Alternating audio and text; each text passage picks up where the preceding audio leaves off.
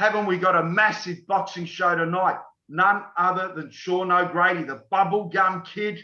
Remember him from USA Tuesday Night Fights. Sean, welcome to the KO Boxing Show. Gosh, Peter, thank you for having me on. It's so fantastic. Isn't this a wonderful world we live in, where we can be talking in different continents, and it's all about the same stuff, the stuff that both of us love, the same thing that you love and I love, and I grew up with. I'm so flattered that you're having me on your show, Peter. Great to be here. Growing up, Sean, you're one of my idols. You're now Albert. I used to miss a lot of school just to watch, because Tuesday Night Fights in America was Wednesday here, and we had cable. So I loved all those shows, and you'd go to Pennsylvania, little places in halls. It'd be so awesome. And every Wednesday we'd look forward to it. That's awesome. I'd like to ask you, because I value you, because you're not only a broadcaster, but you're a former lightweight world champion. You won a WBA world title. You fought for a WBC world title. You've got 81 wins in 85 bouts. So it's an amazing record. And you turned professional just short of your 16th birthday. So, you know, it's just an amazing kind of background for you. What was it like turning pro just before 16? And how did you get your nickname, the Bubblegum Kid? Well, thank you, Peter, for that question. You know, I had such a young career anyway. My father was in boxing before I was born. I never knew my father to have any job other than boxing. His job was being a boxing promoter, a boxing advocate, a trainer, a cut man. My father was all of everything that everybody grows up and aspires to be. You know, eventually became a promoter, and he promoted many of my world championship fights. And as did my family, that's my whole family. My family business was boxing every 2 weeks. We would have local fights every 2 weeks. And between the fights, I'd have to call the fight fans to request that they come to the fights and say, you know, you got the big fight this weekend. We've got Alan Moten fighting Brian Kelly. It's a big fight. Do you want to come to the fight? And I'd have to take their orders right there for the tickets. The night of the fight, I was in charge of the gloves and many other things, and kind of like a stage manager. I'd get the fighters ready, get them into the ring, get them out of the ring, and sometimes you had to carry them out. But that was our life. That was our life every 2 weeks. I think the greatest story that, you know, I don't know if it'll ever be repeated, but the greatest stories, we had one of these boxers that fought for our family. He was a great boxer, and just he was a great worker, great family man. He came into the arena to box that night and went in the back. He'd been working in the oil field, and he came into the dressing room and he got ready to fight, put on his robe, and then laid down, and he went to sleep. I mean, hard sleep. Stage manager had to go up in there, you know, roused him up. He got his gloves on, and he decided to go right to the ring. They didn't have time. He was rushed out because there was a knockout ahead of him. So he goes into the ring, gets in the ring, and pulls off his robe, and he'd forgotten to put on his trunks. Wow, that's a great story. That is a great story. So many stories like that, Peter. So many things growing up. That was our life. Yeah. How did you get the nickname the Bubblegum Kid? Oh, well, when I was a boy in school, all my buddies used to chew bubblegum, and we'd get a big wad of big bubblegum, and we'd chew it and blow bubbles while we're chewing it. And while we're running, when I was running too, it was really convenient because bubblegum helps to moisten your mouth. And, you know, when you're going to weigh in or something, you don't want people to think that you're nervous. And although I was frightened to be facing my opponent, you know, but I was frightened, and the bubblegum helped to kind of calm my nerves, and it didn't give you that smacking sound whenever you talk, and you don't want people to think that you're nervous. I was scared, but you know, you don't want people to think that. So the bubblegum helped me enormously. Plus it was always intimidating when you go to the face-off, when your opponent is there, you know, looking you in the eye, staring you down, trying to break your concentration. When you're standing there nose to nose, and for me, it helped me tremendously. if I could blow bubbles while my opponent is angry at me, showing to him that you don't scare me. I'm not frightened of you. Yeah. I was. He didn't know that, but it kind of gave me the verisimilitude that I was not afraid to fight him or to beat him or to knock him out. So the bubblegum helped me enormously. And in my career, the media gave me the name the bubblegum bomber, because I was always trying to knock out my opponents. So, and it made it exciting. So Wow. that's a long time ago, though. 70 KOs out of 81 wins. Your cousin Sean Gibbons, who's a mutual friend, who's a great friend of mine, Sean fought Mickey Rourke. Sean was a pretty handy fighter himself, had 20 odd pro fights. He could fight. He could fight anybody, anywhere, anytime. He didn't like to train. He liked to fight. Yeah. And it's such a different world when you box in front of a crowd. And that's what I miss mostly. What I miss more than anything is the immediate reaction from a crowd. And the crowds they're all the same all over the world, but they're a little bit different. And it's just the people are like you think they would be. I never got to fight in Australia. I would have loved to have fought in Australia. I mean, Australia, the fans are great. And I would love to have fought there. We got several letters from people, that when we did our Tuesday night fights. And the boxing is so much different than broadcasting, because at the fight, you get immediate reaction. The crowd, you can sense, you feel, you love the crowd loves you, or they hate you, one of the two. And you get that sense, you get that connection with the crowd. And I as a boxer, I never had the one-on-one with the crowd. I never had the time to, but as a broadcaster, I was able to go back to many of these boxing places that I fought in, that I met the crowd. I met the people that came there, and we talked boxing, and it was actually quite nice to be able to talk to somebody that was astute about the sport of boxing. So it's so much different being a broadcaster. By the way, the broadcaster, I thought about it. The greatest time of my life is being a boxer, being a world champion boxer. The greatest time of my life. I thought I would never do anything else. I'm so proud to have been a champion of the world. I wanted to be world champion since I was a very little boy. I was 8 years old. I wanted to be a world champion boxer.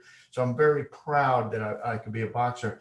But being a broadcaster was so spectacular too, in a different arena, a different fashion, because I got to see some of the greatest fights in the world.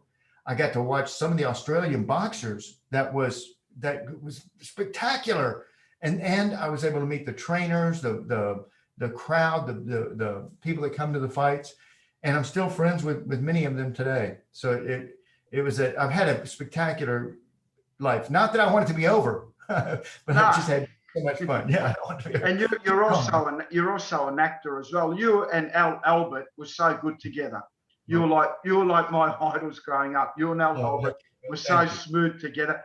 Can I ask you some questions, Sean? Who are your top 5 pound for pound boxers of all time? That's a question I like to ask when I'm in, at a pub or a pizza place. Who are your in order? Okay. Top 5, Sean O'Grady. No, my top 5. I'll tell you what, I saw Robinson. I met Sugar Ray Robinson, the real Sugar Ray.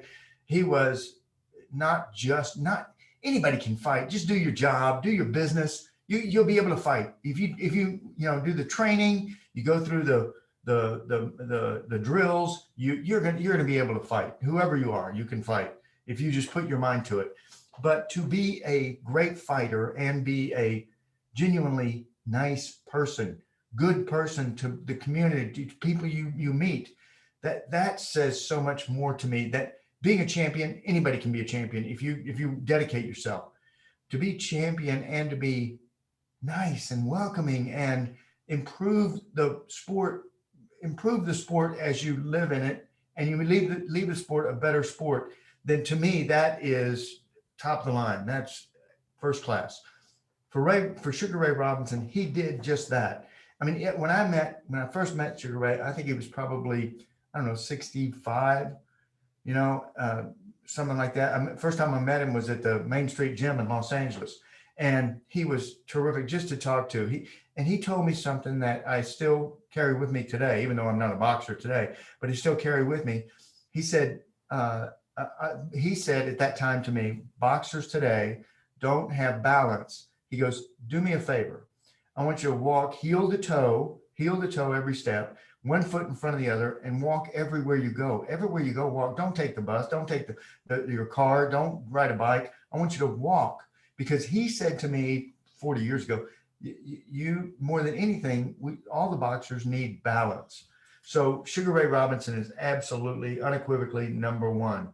Now there's many others that I've seen, and many that nobody would ever hear of, beyond Sugar Ray Robinson. And there's so many others that have been, Ray Leonard, the other Sugar Ray, is spectacular. Ali was spectacular. My hero of all times, George Foreman. George Foreman, I'm still friends with him. When my mother died, George Foreman called me and said a prayer with me. I mean, that meant more than anybody can box. Again, you just do your job, you can box. To be that caring, to call someone when their mother dies, gosh, that says a lot. And my father, both my parents helped George in his career. Joe Frazier, I'm gonna tell you what, Joe Frazier too. When Joe Frazier died, I cried. He was the neatest guy to me. He was my man. If I was around Joe at a fight, he always, brought me up on stage, or he always took care of me. I interviewed him several times on Tuesday Night Fights. Yeah. And that was a big moment for me, because he's one of many of my heroes. By the way, Peter, on my wall when I was growing up, the other kids in my hometown, like baseball, football, basketball, I can't remember anybody with soccer that had soccer, but they liked other sports and stuff. But around my wall, I had the pictures of all the great fighters. Jake LaMotta. I had pictures of Ray Robinson. I had pictures of every boxer that was, in history. The Will o' the Wisp. I had Willie Pep. Willie Pep, yeah. Willie Pep. I had his picture on my wall in my bedroom in my house. When I went to the Hall of Fame in Canastota, Willie Pep was there, and he said one of the funniest lines ever. He looked over to his beautiful young wife, and he said, honey, we worked all day signing autographs and meeting people all day. And he was sitting in the front of the limo, and I was in the back of it. And he looked over to his wife and he says, darling, what I used to do all night long now takes me all night long to do. I don't know what he said. I don't know what he said, but that was, I laughed so hard on that. He was such a neat man. But more than being a great fighter, the Will o' the Wisp was a great fighter. Carmen Basilio, I had his picture on my wall. Carmen Basilio was ornery. Oh, he was ornery. He's that guy that come up, tap you on the shoulder when he's on the other side and make you look over the other way, or he'd hold his fist up there and call your name so you run into his fist. I mean, he was just ornery. Ornery is what it was. But all these guys are just, it's been, great to know them through my life. Oscar, I remember Oscar when, I grew up in LA. So Oscar and Shane, it was a hotbed of boxing too. Tuesday Night Fights helped, I think, augmented that, because it gave these kids a place to hone their skills. Yeah. And as evidence of how valuable, important that was, our producer of Tuesday Night Fights, a guy named Brad Jacobs. Now he is the president of Top Rank. Yeah. Brad's a great guy. Smart. Great. He's based in Florida. Yeah, great businessman. Yeah. And neat. Again, a neat, a great person. He helps many people. Yeah. Gives kids opportunities. Yeah, and for sure. That to me that's world championship material when you help the sport. Sure. Out of today's boxers, who are your favorites today? Who's your favorite boxer right now? Well, oh gosh, there's so many. Canelo is spectacular. I have always loved the Mexican style boxing. Yeah. What I tried to pattern my style after. I went. My parents took me to Los Angeles to see all these some of the greatest Mexican fighters ever, and I saw the adulation the crowds gave them, the Mexican fighters, and I wanted that adulation. Now I'll never get it because I'm not Mexican. Yeah. I can't get Mexican, but that to crave that, it just said so much to me about about the affection between a crowd and one person, a boxer. Um, Canelo's great. There's just Manny Pacquiao. these kids coming out. Manny Pacquiao is outstanding, awesome. These kids coming out of Kazakhstan right now are spectacular. They're spectacular. Lomachenko is unbelievable. The Pacquiao too. Pacquiao is he's a genius, brilliant. And it's a different kind of boxer. It's transcending the sport. He's doing to boxing a lot what George Foreman did, transcending the sport. George had the comedy show on ABC or on Fox, and Manny transcending the sport by being a senator in where from Philippines. Yeah. Philippines. Yeah, and he's just, he too. Anybody that leaves the sport better than they found it when they were in it, and he's certainly been doing that. And Sean's been working. My cousin's been working a lot with Pacquiao. Pacquiao's got his own team now. Yeah, Sean's the general manager of Manny Pacquiao's promotional company. So Sean's awesome. Getting back to Australia, who are the best? Name. It's his name. Yeah. Who are some of the best Australian fighters you've seen? Jeff Fenech was out. Man, Jeff Fenech was. He's our man. He's our man, Jeff Fenech.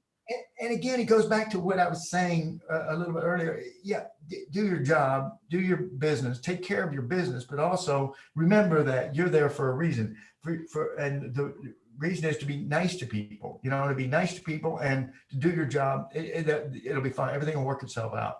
So Jeff Fenech was, man, he was unbelievable. He was exciting. He was aggressive. Wayne McCulloch, the same way. The Irish boxer, same way.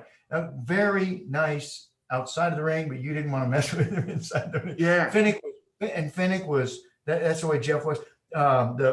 James Thunder was, wow, spectacular, thunderous. Man, he was, and again, that same type of, Dr. Heckle. Let's see, what is it? Dr. Jekyll, Mr. Hyde. Mr. Hyde, yeah. Right. So that you in the ring, you become, you go through this metamorphosis in the ring that you are. Oscar, I saw it so many times with Oscar. He was great, just a wonderful person. And then when he got in the ring, he's just destructive. Just, turn it on, turn it off. So many, and that to me has said more than just about anything, that people that people can have the ability to be fierce, and the ability to be, calm and nice and gentlemanly. Gentleman Jim, Gentleman Jim. Where's Gentleman Jim? So all these guys. Who's your favorite heavyweight of all time? Obviously Muhammad Ali. Have you got a story about Muhammad Ali? Muhammad Ali was, he was unbelievable because he wanted to be the best in the world, and he wanted to remain at the top of the world. There was a time during his career that he couldn't go any place on earth that he wasn't recognized. He did more things for human relations than just about any athlete, anybody out there. And he had a insatiable desire to win. He loved being heavyweight champion, and he wanted to win every fight. He wanted to break down everyone that he faced. So there's so many things that I liked about him. George Foreman goes back to my earlier statement about being a solid person, and George is you can tell a lot by a person by their children and how their children behave. Joe Frazier too. His kids are spectacular. George, Ali's kids are spectacular. You know, these kids, Yeah. the next generation is growing and, you know, gaining confidence and gaining knowledge, and it's gonna make, you know, everything better. So back to your original question. Yes, Ali, absolutely one of my favorites, one of my favorites of all time. Foreman, one of my favorites all time, not just because his boxing ability, because I know him. Frazier, you know, one of my favorites. Larry Holmes. I still talk to Larry Holmes occasionally. Great guy, you know, a great guy. You know, so I don't know if that's 5 or not, but well, it sure seems like it. Yeah, no, we've covered them all. Sean, thank you for your time, my friend. Everything you, no, I just wish that we can get that environment again on Tuesday night fights, because there was nothing like it with when you and Al Albert used to do it, and just the atmosphere of these places. And sometimes I used to like how fair you were, because the hometown boys sometimes would be losing and the crowd would be going nuts to try and get them over the line. But you would say, look, I think he's fallen short. You would call a tough call, and that's what I respected the most. Thank you. You know, it's growing in the boxing business. I've seen a lot of odd things that, and you're in the boxing business too. So it's just, you know, boxing is, fortunately or unfortunately, it's an individual sport, and it's an individual business. Your business is your boxers, and you've got to do everything you can to make your boxers progress and win, and, you know, and continue on. So it's, while I understand it, sometimes it's very leaves a bad taste in some people's mouths. And I love the sport. I mean, it's so great. I wish there was a way. There were a way. I know there is. There's a way to make it more fair for everybody. You know, look at baseball, basketball, football. You know, soccer, hockey. You know, there's got to be a way collaboratively that everyone in boxing could, you know, join forces and let's make boxing great again. We need the hats, right? Yeah. Make boxing. Sure. Before we sign off the interview, who's going to be the next superstar of boxing? Who's the next crossover star? Sean O'Grady. He's Well, making come. Yeah, Peter, you're my new agent. How about give me an Al back on TV? Yeah. The next superstar. Well, you know, I think we've talked about a lot of them, and the greatest thing for young fighters today, and I tell all of them, greatest thing for young fighters today, there is not a standout. So what that tells me, if you've got in your head you want to be a boxer, there is an opportunity here to stand out, stand above, stand beyond everyone else, and to set the trend. Because I can think of a lot of, you know, great boxers that are right there at the cusp, but not one of them really stands out. Pacquiao is the only one that stands out above the months. Terrence Crawford. I mean, there's some there that stand out, and I think there's a huge opportunity for somebody that reaches for the next level, and it's got to be something international. It's got to be something larger than just boxing, larger than just a boxing ring. George Kambosos fights Teofimo Lopez, and George Kambosos, an undefeated Australian. Teofimo Lopez coming off the win over Lomachenko. That fight's in June. Trilla's promoting it. Big fight night. Who are you seeing in that fight? Well, the way that Lopez has changed his style, the way he's very difficult to fight now. So a side of me, I think it's too early to tell, in my opinion. Let's see how maybe we can ask me that question to be closer to the fight. Right. But I think at this point it would just be conjecture. It depends on so many avenues, and there's so many moving parts now. Once they hone down to right before the fight, then maybe we'll have a better idea. We're going to have to do another interview then, Sean, closer to the fight, and I need your prediction. Sounds good to me. Why not? Sean O'Grady, one of the legends of the sport. Thank you for your time, my friend. And you've done it both ways. You've been an actor, you've been a world champion boxer, you've been a fantastic broadcaster. So you've done everything. Thank you for your time, my dear friend. God bless and all the best. Thank you, Peter, and thank you for being my agent. Get out there. Give me some cake. Thank You, you, buddy. Sean. Thank you. Bye-bye. Bye.